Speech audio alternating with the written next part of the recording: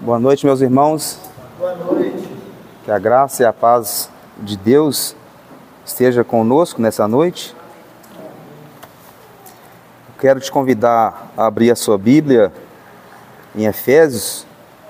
Nós vamos ler o capítulo 4, do verso 25 ao verso 29.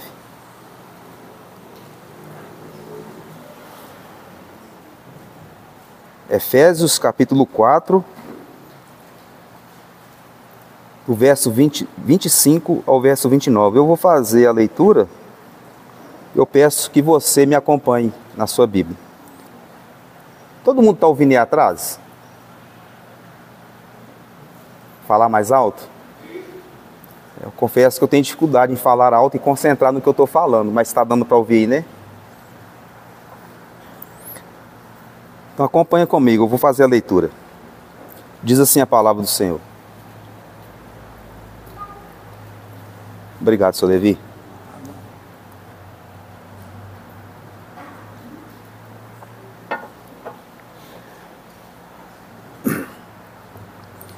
Por isso, deixando a mentira, fale cada um a verdade com o seu próximo, porque somos membros uns dos outros. Irai-vos e não pequeis, não se ponha o sol sobre a vossa ira, nem deis lugar ao diabo. Aquele que furtava, não furte mais, antes trabalhe fazendo com as próprias mãos o que é bom, para que tenha com que acudir ao necessitado. Não saia da vossa boca nenhuma palavra torpe, e sim unicamente a que for boa para a edificação, conforme a necessidade, e assim transmita graça aos que ouvem. Amém. Meu irmão já orou? Meus irmãos, imagine uma situação, uma pessoa que vive num lixão, sujo, com roupas sujas, fedorentas, e um belo dia alguém resolve ajudar essa pessoa, leva essa pessoa para casa, dá nela um banho e dá ela roupas limpas para vestir. E essa pessoa que antes vivia no lixão, sujo, com roupas fedorentas, se torna uma pessoa limpa, com roupas limpas e cheirosas. Por que eu estou fazendo essa ilustração? É exatamente isso que acontece na vida de uma pessoa que se converte a Jesus. Essa pessoa era uma pessoa que vivia suja por causa do pecado, e ela se torna uma pessoa limpa por causa do sangue de Jesus.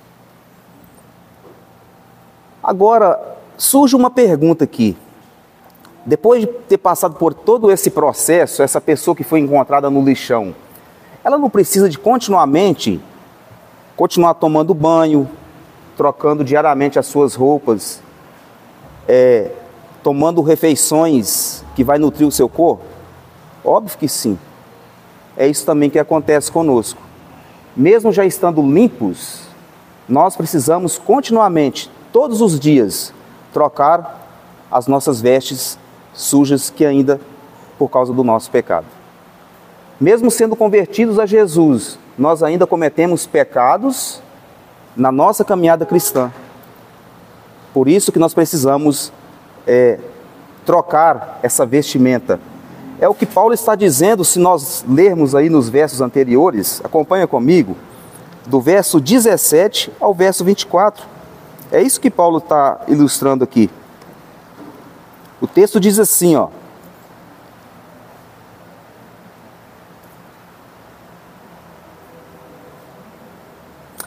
Isso, portanto, digo, e no Senhor testifico, que não mais andeis como também andam os gentios, na vaidade dos seus próprios pensamentos, obscurecidos de entendimento, alheios à vida de Deus por causa da ignorância em que vivem, pela dureza do seu coração, os quais, tendo se tornado invisíveis, se entregaram à dissolução, para com avidez cometerem toda sorte de impureza. Mas não foi assim que aprendestes a Cristo, se é que de fato tendes ouvido e nele fostes instruídos, segundo a verdade em Jesus. No sentido de que, quanto ao trato passado, vos despojeis do velho homem que se corrompe segundo as concupiscências do engano, e vos renoveis no espírito do vosso entendimento, e vos revistais do novo homem criado segundo Deus, em justiça e retidão procedentes da verdade.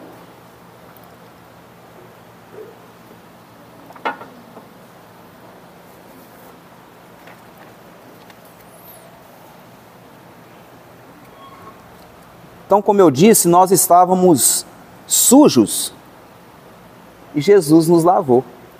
E nós nos tornamos pessoas limpas, e nós ficamos limpos pela palavra de Deus. Não foi isso que Jesus disse aos discípulos? Vós já estáis limpos pela palavra que eu tenho dado a vocês. Meus irmãos,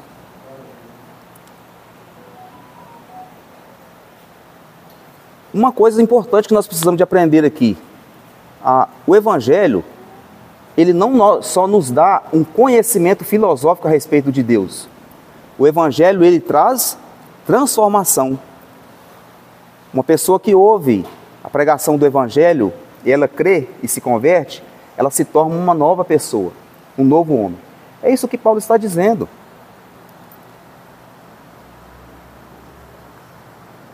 Verso 22, no sentido de que, quanto ao trato passado, vos despojeis do velho homem que se corrompe segundo as concupiscências do engano, e vos renoveis no espírito do vosso entendimento, e vos revistais do novo homem criado segundo Deus, em justiça e retidão, procedentes de quê? Da verdade. Como que nós recebemos essa natureza? Pela ação do Espírito Santo, ouvindo a verdade, a palavra de Deus. Então é isso que acontece conosco. Então é isso que Paulo está dizendo aqui nesses versos que nós lemos aqui, do 17 ao verso 24. Paulo aqui não está explicando como é, ele está nos explicando como é a vida antes e a vida depois de Cristo. Quando ele diz aí no verso 17, que nós não devemos mais andar como nós andávamos antes, e ele se refere aos gentios, ele está se referindo à vida antiga. Como que vivem os gentios? Como pessoas que não têm parte com Deus, pessoas que não conhecem a Deus, pessoas que não servem a Deus, pessoas que não creem em Deus. Né? Então é isso que Paulo está dizendo aqui. Então são dois modos totalmente diferentes de viver. Existe um antes e um depois, né? O antes se refere à vida antiga, antes da conversão, como eu disse, né? Uma vida sem Cristo, sem Deus, nas trevas, como está dizendo o texto. E fazendo a vontade de quê? A vontade da carne. Antes da conversão, ninguém consegue fazer a vontade de Deus, mas sim a vontade do próprio coração. O depois é a vida em Cristo, é a vida em comunhão com Deus, é a vida em comunhão com o povo de Deus. É uma vida em santidade, orientada pelo Espírito Santo. Então esse andar segundo os gentios que Paulo está dizendo aí, é exatamente a vida antes da conversão. Ele diz no verso 18 que nós éramos o quê? Obscurecidos. Acompanha comigo o texto. Observa como que nós vivíamos antes de conhecermos a Deus. Verso 18. Obscurecidos de entendimento, ou seja, vivíamos nas trevas. Alheios à vida de Deus, nós não tínhamos parte com a vida de Deus. Por causa da ignorância, ou seja, por não conhecer a Deus. Nós tínhamos o coração duro. E por causa da dureza do nosso coração, nós éramos insensíveis. Ou seja, meus irmãos, é o que a Bíblia fala do coração de pedra. O que é um coração de pedra? Pedra é um ser inanimado, um ser sem vida. Ou seja, nós não tínhamos condições de crer na palavra de Deus, nós não tínhamos condições de obedecer à palavra de Deus. O nosso coração era insensível. Então, era assim que nós vivíamos antes da conversão. É assim que vivem os descrentes, sem Deus, sem conversão. Essa é a vida mundana, fazendo a vontade da carne, longe de Deus, separado de Deus.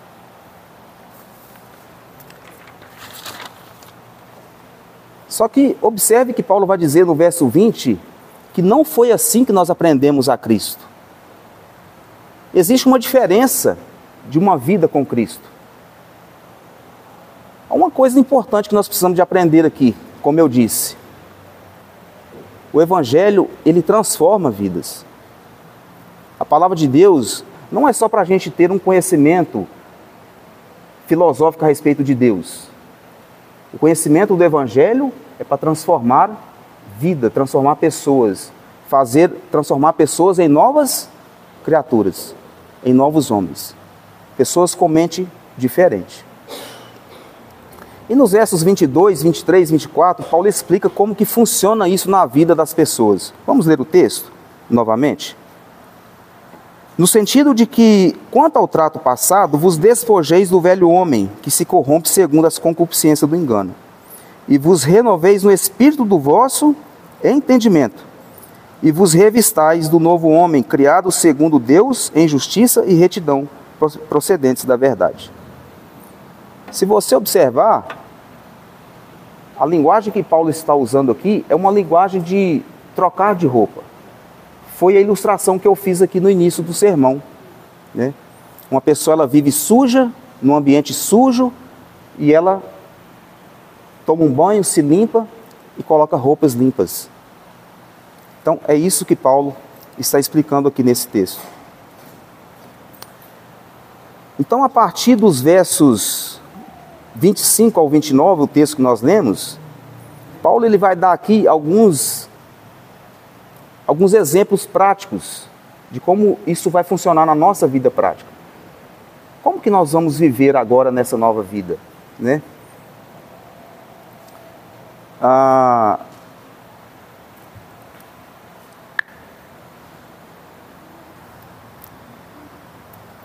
O verso 25 diz o seguinte: por isso, deixando a mentira, fale cada um a verdade com o seu próximo, porque somos membros uns dos outros. Meus irmãos, Paulo está nos ensinando aqui que nós não devemos mentir uns para os outros. E ele dá uma razão aqui no texto. Qual que é a razão? Porque nós somos membros uns dos outros, nós somos membros do corpo de Cristo, né? Agora é interessante nós pensarmos que Paulo está falando aqui um contexto de igreja, para um ambiente de igreja. Então, peraí, se é para mim não mentir para o meu irmão, então lá fora eu posso mentir? Óbvio que não. Ainda que Paulo esteja falando para um ambiente de igreja, para o povo da igreja de Éfeso, isso não nos dá o direito de nós mentirmos para o nosso vizinho, para os nossos amigos, para os nossos colegas de trabalho, para as pessoas que não são crentes. Por quê? Porque o nosso Deus, ele é santo e ele ama a verdade. Deus ama a retidão. Então, nós não podemos viver mentindo. É isso que Paulo está ensinando aqui no texto. Por isso, deixando a mentira, fale cada um a verdade. Então, se você observar aqui, cada texto que nós lemos, cada versículo que nós lemos daqui para frente, Paulo está contrastando o não com o sim. O que nós devemos dizer não e o que nós devemos dizer sim. Paulo aqui, ele começa dizendo não para a mentira. Nós não devemos mentir, né? Meus irmãos, nós vivemos num país que a própria cultura nos ensina a mentir. Uma mentirinha não tem problema, né? Tem várias maneiras de nós mentirmos, né? Eu citei aqui algumas. Você pode mentir inventando uma desculpa para se justificar de algum erro, não é verdade? Você pode mentir para evitar, por exemplo, um atrito entre duas pessoas. Você pode mentir falando uma meia-verdade ou falsificando uma verdade. E tem aquela mentira automática. Qual que é a mentira automática? Você encontra alguém na rua que tem algum tempo que você não a vê, e aí no final da conversa, logo essa pessoa te faz um convite. Depois vai lá em casa. O que normalmente nós respondemos? Ah, eu vou sim. Mas, na verdade, a nossa intenção é sermos, seguindo a cultura brasileira, sermos educados e gentis. Mas a nossa intenção não é visitar essa pessoa. Isso é mentira. Ainda que a nossa motivação parece ser a educação, mas ela não deixa de ser uma mentira. Então nós precisamos tomar cuidado com essas mentirinhas automáticas que nós cometemos constantemente. Agora tem uma mentira que, para mim, eu acredito que é a pior. É aquela mentira planejada, aquela mentira pensada. A pessoa fala assim: se eu falar a verdade, eu vou me dar mal. Então eu vou falar isso, isso e isso, para me alcançar esse benefício. Então essa é a mentira planejada. Então, meus irmãos, nós precisamos tomar cuidado com a mentira, com as palavras que saem da nossa boca. Quantas vezes eu preciso contar uma mentira para me tornar um mentiroso?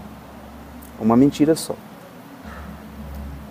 Se eu virar para alguém aqui contar uma mentira e você descobrir que o que eu falei é mentira, você vai falar assim: presbítero Ronaldo é um homem mentiroso. Não precisa de duas. Então nós precisamos tomar cuidado com isso, tá? Então Paulo está ensinando aqui que, acredito que provavelmente naquela época a cultura também ensinava que mentir não tem problema. A gente vive num país também que mentir não é o problema. O negócio é a motivação. Se a motivação for correta, você pode soltar uma mentira. Isso não é verdade. A palavra de Deus condena a mentira, né? Aliás, a Bíblia diz que o diabo é o pai da mentira. Então, meus irmãos, pensa nessa motivação. Não mintamos uns para os outros, porque nós somos membros uns dos outros, mas também porque Deus odeia a mentira, Ele ama a retidão. Então, nós não devemos mentir uns para os outros. Agora, de uma forma geral, qual que é a razão? Por que nós devemos não mentir? Se você ler a carta de Efésios desde o início, o pastor já citou algumas delas aqui. Paulo vai dizer que nós fomos eleitos em Jesus Cristo antes da fundação do mundo, que nele nós fomos escolhidos, e para vivermos de forma santa. Nós éramos inimigos de Deus, nós somos reconciliados com Deus. Em Efésios 2:8 vai dizer que pela graça nós fomos salvos, mediante a fé. Isso não vem de nós, é um dom de Deus. Deus fez tudo para a nossa salvação. E se você continuar lendo lá a carta, você vai encontrar inúmeros motivos. Mas especificamente, os versos 17 ao verso 24, que eu li aqui antes do texto do nosso sermão, qual que é o motivo? É porque hoje você é o quê? Uma nova criatura. Você é um novo homem. Então, por isso, não minta. Nós não devemos, é o que Paulo está ensinando nessa carta. Paulo não está pregando para um povo mundano. Paulo está pregando para um povo crente. Leia o início da carta, ele vai dizer que ele está escrevendo ao povo de Deus, a igreja de Éfeso. Era uma igreja de um povo crente. Então, por esses motivos, é por isso que ele começa o texto. Se você observar, ele vai dizer o seguinte: por isso o quê? Por essas coisas que estão listadas na carta de Éfeso. Porque nós somos escolhidos nele, nós somos predestinados para a salvação, porque em Cristo nós recebemos um novo coração e fomos transformados em uma nova pessoa, em um novo homem. Por isso, nós devemos deixar a mentira. E aqui, o texto no original é: não continue mentindo. Então, meus irmãos, esse é o primeiro contraste. Paulo está contrastando a mentira com a verdade. Só que não é só apenas parar de mentir. Se você observar, Paulo, ele está falando que, além de parar de mentir, nós devemos falar a verdade. É um outro problema que existe na nossa cultura. O brasileiro não gosta de ofender ninguém, não é verdade? Eu não estou dizendo aquela ofensa pecaminosa. Nós temos medo de ofender com a própria verdade, né? Então, nós devemos deixar de mentir e falar a verdade com as pessoas. É óbvio que com isso nós devemos tomar alguns cuidados. Às vezes, nós não devemos preocupar só em ser sincero. O que eu quero dizer com isso? Mas peraí, tem que ser sincero ou não? É porque se você se preocupar em ser apenas sincero e não se preocupar com a pessoa que está te ouvindo, corre o risco de você ser sincero e causar feridas desnecessárias no coração das pessoas. Então, além de você ser uma pessoa sincera, mas nós devemos analisar as nossas palavras. Conversar com as pessoas, orando no Espírito, pedindo a Deus sabedoria para saber o que falar naquele momento. Então, às vezes, dependendo da nossa sinceridade, nós machucamos desnecessariamente uma pessoa. Mas mesmo assim, meus irmãos, isso não nos isenta de falar a verdade. Fale a verdade. Nós precisamos de pedir a Deus graça para nós sermos pessoas verdadeiras segundo a Bíblia.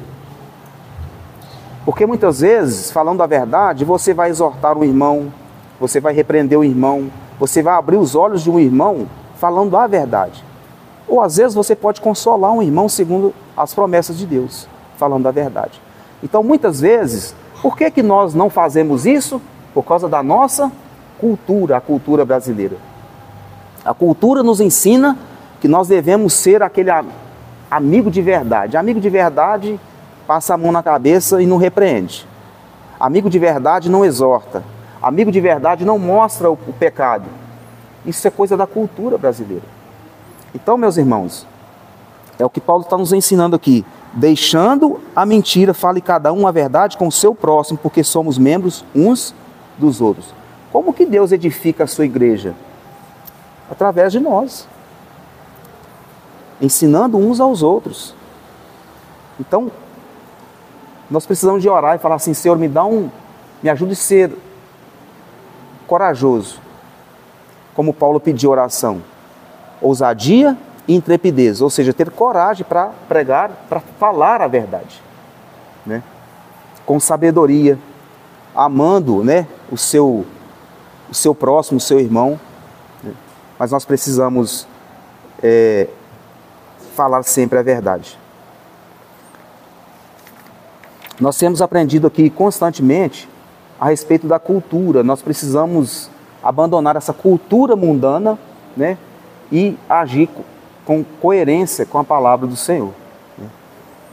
Então, depois de fazer esse primeiro contraste, de não mentir e falar a verdade, Paulo faz um segundo contraste que está aí nos versos 26 ao verso 27. Acompanha comigo. Paulo fala assim: irais e não pequeis, não se põe o sol sobre a vossa ira. O verso 27 também: nem deis lugar ao diabo.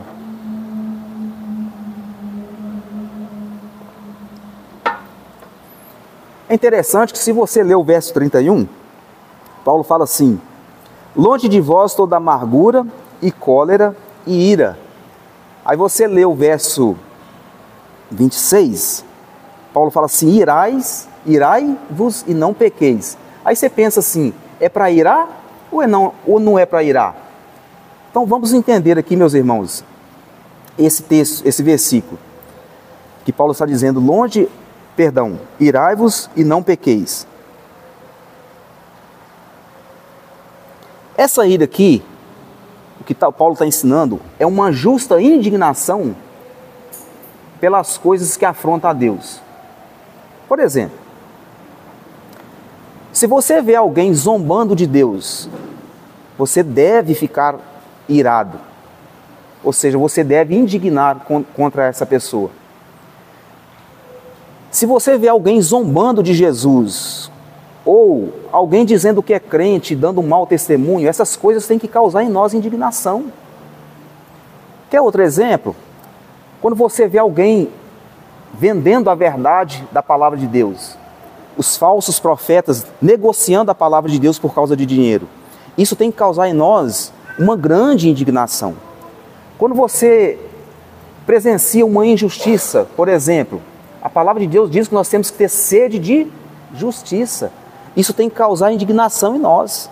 Então, quando Paulo fala irai-vos, é nesse sentido.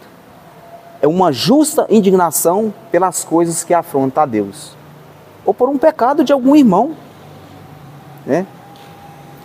Então tem situações que nós precisamos ficar indignados, sim. Nós não podemos omitir, ficar calados. Tá? Então essa ira santa, essa justa indignação, se você observar que o foco não está em nós, o foco está em Deus. Aí é que está a diferença. O foco não está em nós, mas o foco está em Deus. É por causa de Deus que nós devemos indignar, irar contra esses pecados, contra essas coisas que afrontam a Deus. Então nós precisamos sim ter essa justa indignação pela afronta ao Senhor.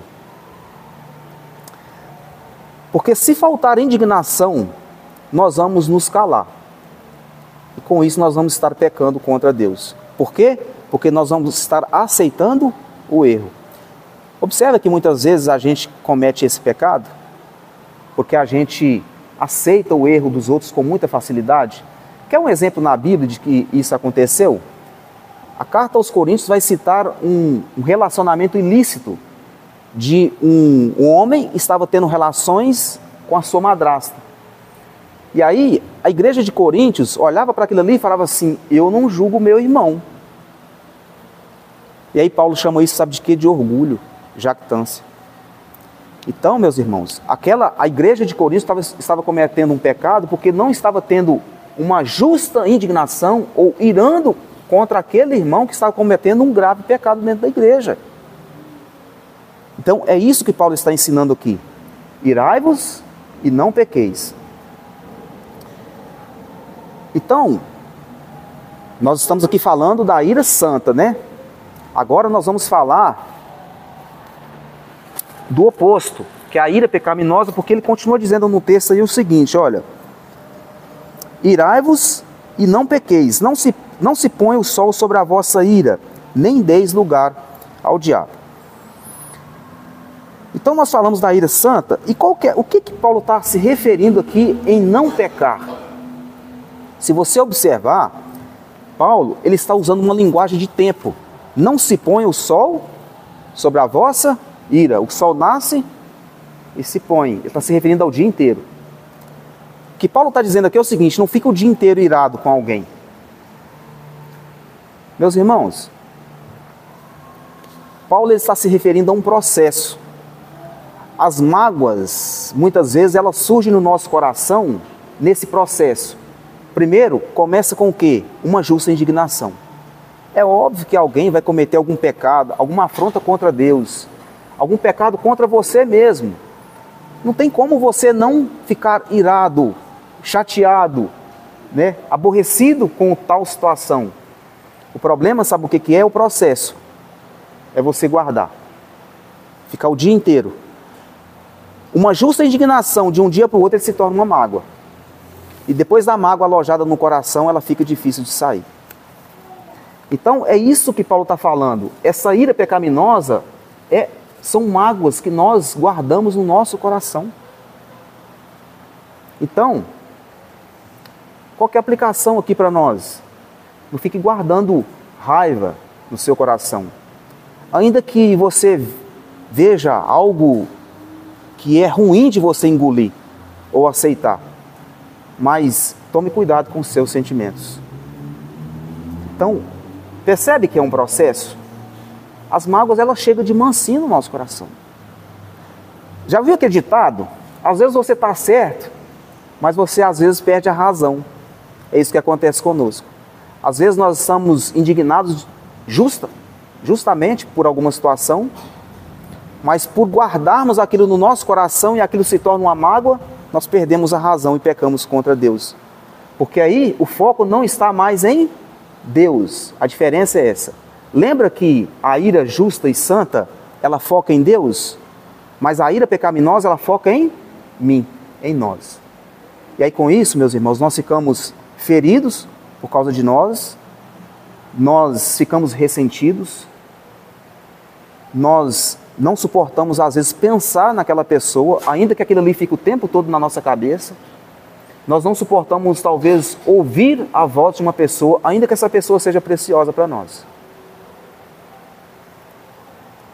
Então, o foco muda de foco. Tira de Deus e coloca em nós. E nós sentamos na cadeira de Deus. E às vezes uma coisa que era justo, né? E às vezes nós deveríamos acertar com o nosso irmão, né? Conversar com aquela pessoa, uma oportunidade de ensinar, de repreender, de mostrar, de abrir os olhos, nós agimos errado, nós guardamos no nosso coração. E ficamos... Paulo está falando de um dia, mas tem gente que fica anos com mágoa alojada no coração. E qual que é a consequência disso? Indiferença, porque ninguém consegue tratar um irmão ou uma pessoa, né, da mesma forma que antes, quando está magoada. Nós tratamos com indiferença, desejo de vingança. Meus irmãos, vamos ser honestos. Alguém magoado com uma pessoa vai desejar o bem? Sabe o que nós desejamos para as pessoas quando nós estamos magoados? Que elas tropecem, que elas caiam, para que a gente veja e fale assim, aí, bem feito. Esses são os sentimentos de um coração de uma pessoa magoada. Então nós precisamos tomar muito cuidado, porque tem essas terríveis consequências quando nós deixamos a ira permanecer e se tornar uma mágoa. Nós ficamos, aí vem a sequência, nós ficamos indiferentes e depois vem o quê? A interrupção na comunhão. Quem quer ficar perto de uma pessoa que ofendeu? Lembra aí de uma pessoa que te feriu, você quis ficar próxima dela? É isso que Paulo está dizendo aqui no verso 27. Primeiro ele fala, irai-vos e não pequeis, não se põe o sol sobre a vossa ira. A pior parte está aqui. Não deis lugar ao diabo. De tudo isso que acontece na vida de uma pessoa, a consequência é dar vantagem para quem? Para o diabo. Meus irmãos, as nossas mágoas, elas não servem para nada, a não ser para dar vantagem ao diabo. A mágoa é um sentimento tão terrível que ele nos engana, o nosso coração nos engana. Muitas vezes nós rejeitamos uma pessoa por estar magoado com ela, e com isso nós achamos que nós estamos em vantagem. Mas a única pessoa que está em vantagem é o diabo. É isso que Paulo está dizendo aqui. E eu vou dizer algo para vocês, ainda um pouco mais duro, mas é a realidade. Meus irmãos, uma pessoa magoada, ela se torna instrumento do diabo. É o que Paulo está dizendo aqui no verso. Nem deis lugar ao diabo. Percebeu que é um processo? Uma justa indignação se torna uma mágoa. E aí vem separação de comunhão, indiferença, às vezes muita raiva e até ódio. E aí quem que entra atuando? O diabo. Uma pessoa magoada, ela causa divisão dentro da igreja. Usada por quem? Pelo diabo.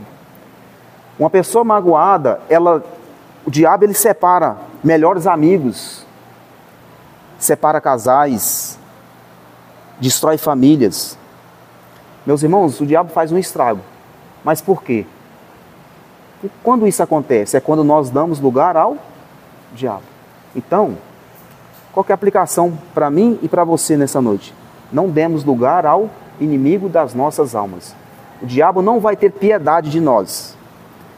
O diabo não vai perder nenhuma oportunidade para atuar nas nossas vidas quando nós estivermos amargurados. É isso que Paulo está dizendo no verso 31. Acompanha comigo. Longe de vós toda a amargura. Ele começa dizendo amargura, mágoas alojadas no coração. Cólera, e ira, e gritaria, e blasfêmia, e bem assim toda malícia. Então, meus irmãos, cuidemos do nosso coração, cuide dos seus sentimentos, vigie com mais avidez o seu coração, para que isso não venha a acontecer. Então, nós vamos viver uma vida sem ofensas?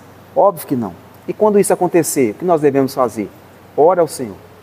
Lute em oração e peça a Deus, Senhor, me ajude a perdoar fulano. Me ajude a perdoar cicrano. Me dê graça para que eu vença essa mágoa que está corroendo o meu coração e destruindo a minha comunhão com o Senhor. Porque esses são os resultados das mágoas no nosso coração.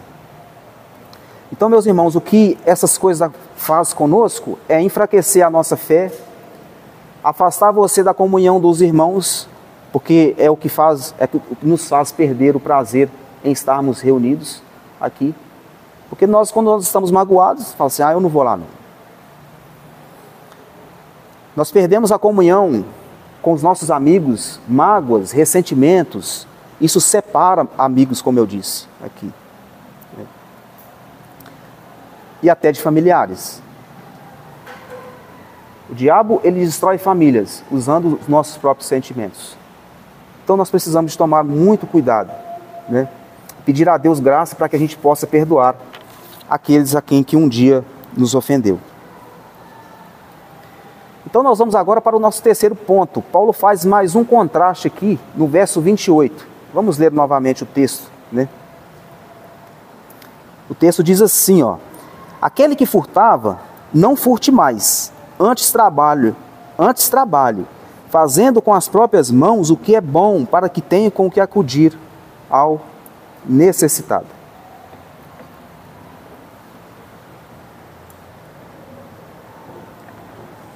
Mais uma vez, eu quero falar da nossa cultura. A cultura brasileira nos ensina que pequenos furtos não é ilegal. Todos nós sabemos disso, né? Roubar uma fruta no quintal de uma pessoa.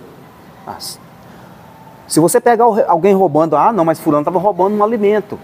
Isso não tem problema. Meus irmãos, ainda que uma pessoa esteja roubando para se alimentar, isso é furto do mesmo jeito. Então nós vivemos num país que pequenos furtos são legais. E isso tem se tornado comum cada vez mais na nossa sociedade. Então, se nós não vigiarmos, nós compactuamos com essas coisas, nós não indignamos quando nós vemos alguém cometendo pequenos furtos. Então, às vezes, ouve com atenção isso aqui, às vezes roubar uma ferramenta na empresa que nós trabalhamos, não tem problema, a empresa tem muitas ferramentas, a empresa que eu trabalho é riquíssima, isso não vai fazer diferença para a empresa. Às vezes roubar um material da empresa que você trabalha, também não tem problema. Por quê? A cultura nos ensina isso. Quando os nossos filhos chegam em casa com um lápis, um simples lápis em casa, diferente, que não é dele, uma borracha, ou um brinquedo de algum coleguinha, ou de algum parente, isso não pode ser normal para nós. Então nós precisamos de ser honestos e ensinar os nossos filhos, desde a infância, a serem honestos. Porque isso começa na infância. Então nós precisamos de tomar cuidado. Paulo está ensinando aqui que nós não devemos furtar, ou seja, roubar. Mas é interessante que além de roubar, Paulo está falando o seguinte: pare de roubar e passe a trabalhar. Então, e a motivação que Paulo está dizendo aqui para trabalhar, se você observar, não é para sustentar a família de forma digna, não é para comprar o carro do ano, não é para fazer viagem, ainda que essas coisas são lícitas fazer. Mas a motivação é ajudar o próximo. Leia o texto aí novamente. Aquele que furtava, não furte mais, antes trabalhe, fazendo com as próprias mãos o que é bom, para que tenha com o que acudir o necessitado. O que a nossa cultura nos ensina? Que nós devemos estudar, fazer faculdade, escolher os melhores empregos, ganhar bastante dinheiro, para que a gente possa fazer bastante viagens, para que a gente possa ter uma boa casa, bom carro, enfim, muito conforto. Nós vivemos a era do consumismo, não é verdade? A cultura nos ensina que nós devemos trabalhar muito para dar conforto aos nossos filhos, dar o melhor para os nossos filhos.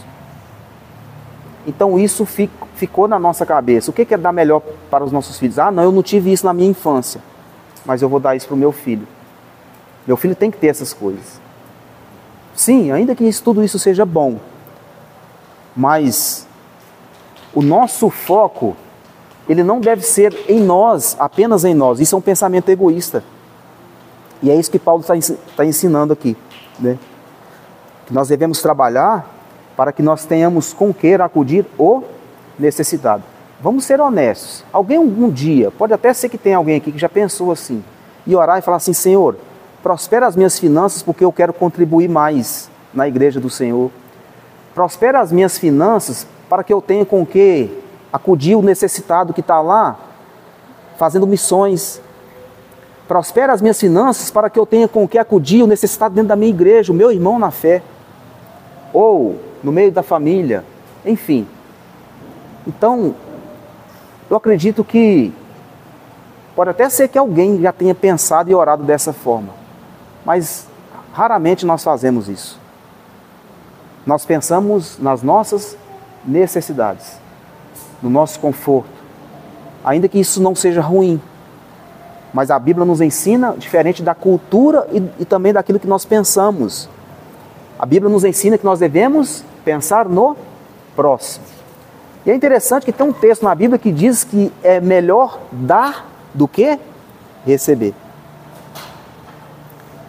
Meus irmãos, se tem alguém que é generoso, é o nosso Deus, que nos amou de forma maravilhosa e por causa das suas muitas e grandes misericórdias, nos amou em Cristo Jesus, nos deu, como disse o pastor aqui, e está escrito também no início da carta de Efésios, tudo o que nós precisamos para a salvação e para viver aqui neste mundo. Tudo. Se tem uma pessoa que é generosa, é o nosso Deus. Então nós precisamos também orar a respeito disso. Falar assim: Senhor, me ajude a ter um coração que ame igual ao Senhor. Me ajude a ter um coração, não um coração egoísta, mas um coração que se preocupe com o necessitado. Porque, ainda que nós não pensemos assim, mas nós podemos orar e pedir a Deus um coração assim. Porque se Deus é assim, Ele também deseja, exige que nós também sejamos, e é o que está ensinando na palavra dele, aqui nesse texto.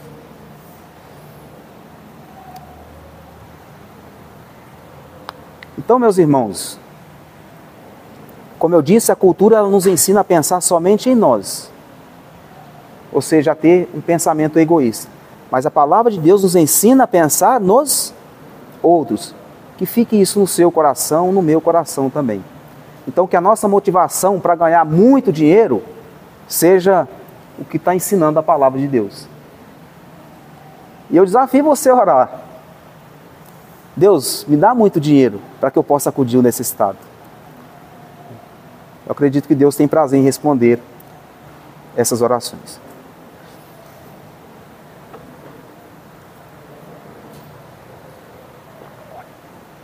Então, para finalizar, nós vamos agora para o nosso último ponto, está aí no verso 29. Não saia da vossa boca nenhuma palavra torpe, e sim unicamente a que for boa para a edificação, conforme a necessidade, e assim transmita graça aos que ouvem.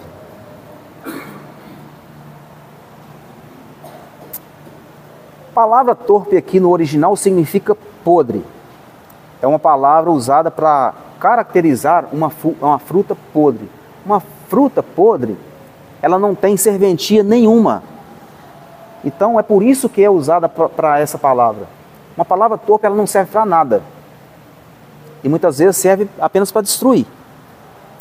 Então, meus irmãos, nós precisamos muito tomar cuidado com as palavras que saem da nossa boca. Então, uma palavra torpe é uma palavra inútil. Uma palavra que não serve para nada. Não edifica, não traz vida, não traz nenhum benefício para a vida da pessoa que está te ouvindo. Então, Paulo ele não está falando aqui de palavrão. Ainda que falar palavrão não seja correto, é pecado. Mas Paulo ele está contrastando aqui com a palavra boa para a edificação. Então, Paulo não está falando de palavrão. Ele está falando palavra que não serve de nada, que não serve para nada. Então, a palavra torpe, ela pode ser o quê? Falar mal do seu próximo. É uma palavra torpe. Não passar adiante uma notícia que você não tem certeza que ela é verídica, que ela é verdadeira, né? Não falar palavras que ferem a santidade ou a pureza de Deus. Então, aqui eu citei algumas coisas, mas podem ser muito mais. Então, nós precisamos tomar muito cuidado. Agora fica um alerta aqui para nós, meus irmãos. Nós vivemos também na época digital, né? Na época a tecnologia avançou muito. Então hoje as mídias estão aí.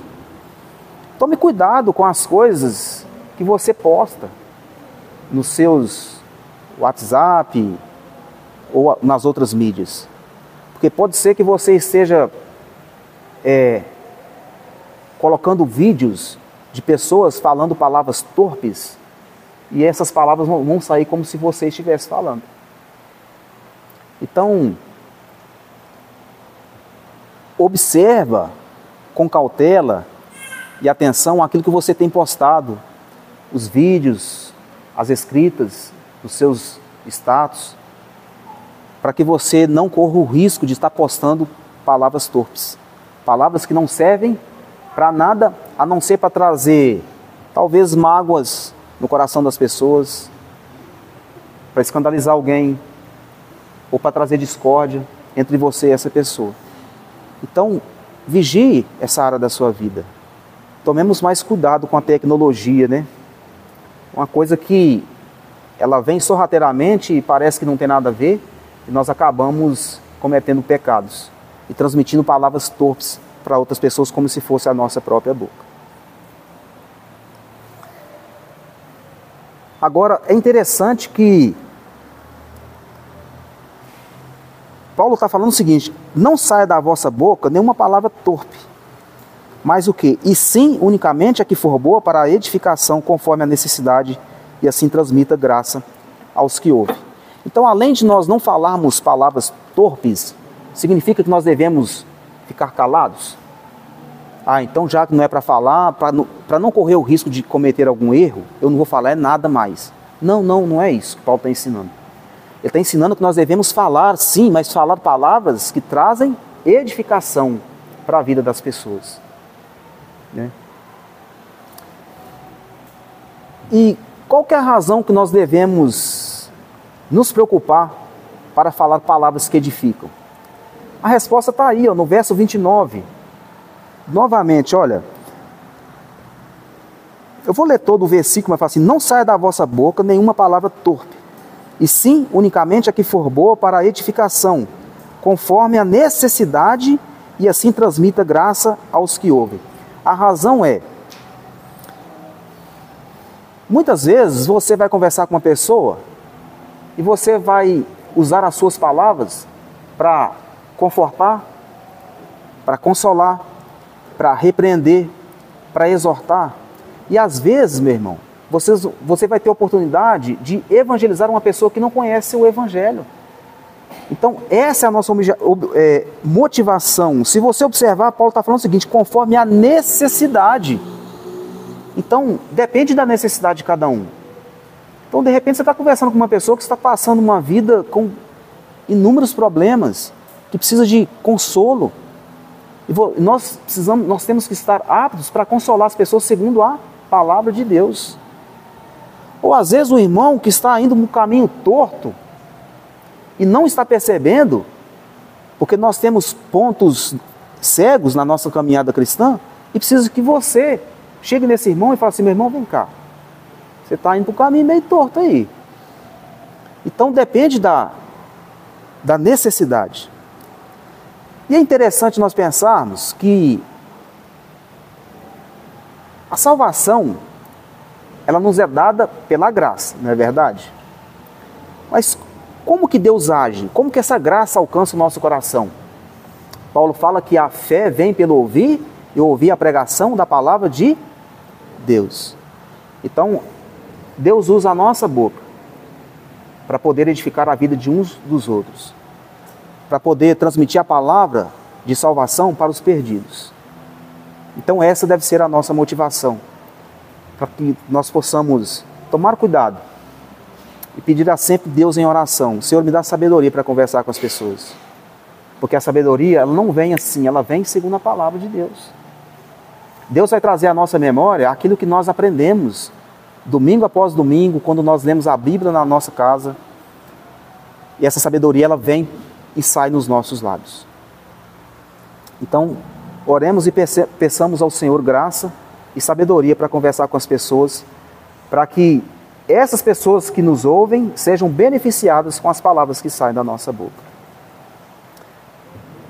Agora, meus irmãos, para finalizar, eu queria dizer uma coisa para vocês. Nós não precisamos de fazer todas essas coisas, tudo isso que foi dito aqui essa noite, para sermos salvos. Nós fomos salvos em Cristo Jesus e nele nós recebemos graça e poder no Espírito Santo para poder obedecer a Deus e fazer a vontade de Deus. É diferente. Se você voltar os olhos aí, ó, Efésios capítulo 2, verso 8, 9 e 10 diz o seguinte: porque pela graça sois salvos mediante a fé, e isso não vem de vós, é dom de Deus, não de obras, para que ninguém se glorie. Olha o verso 10.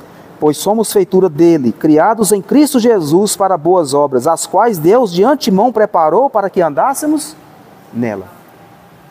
Nós não vamos ser salvos por nada que nós fizermos, porque Jesus já fez tudo para a nossa salvação.